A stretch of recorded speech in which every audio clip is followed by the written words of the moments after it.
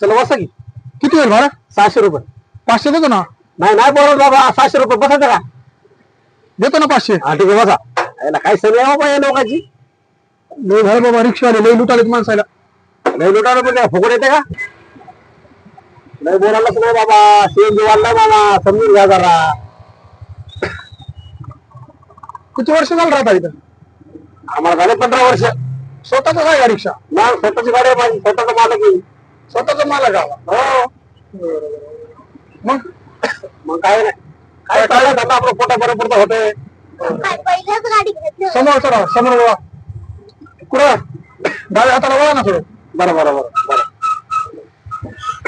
चला सरळ डायरेक्ट चला ना.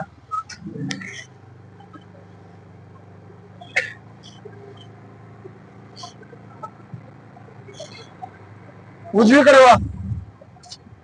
काय लावलं बा तुम्ही मामा, एक तुम्ही 500 रुपये देऊन काय लावलं आमच्या भागात राहू. आता पैसे तर उतरवतो, जावं तर लागेल ना आम्हाला व्यवस्थित. तुमच्या मनावर म्हणल्यावर किलोमीटर वाढीता तुम्ही डायरेक्ट. अहो आमच्या पत्तर आम्ही घेऊन राहू, रिक्षावाला आम्ही नाही तर बरं हे दिसतं लोक काय वेगळे. रिक्षावाल्यावर भरोसा नाही बाबा. काय बोलतो राव मामा, असं बोलणं होते ना पुढं. चला उजवीकडे घ्या.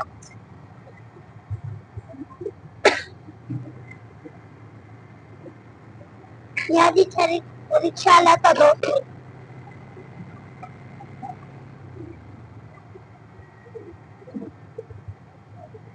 काय झालं इथे एवढी गर्दी? झाला असं लक्ष काय होतं आपल्याला काय माहिती.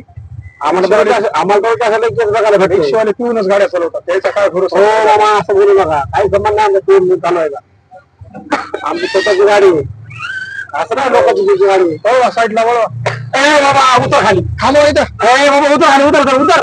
काय दिलं ना 500 रुपये लावल्या किरकिर मागे. चल उतर. अरे बाबा पैसे पाहिजे की नाही? पैशात नको थांबा मला.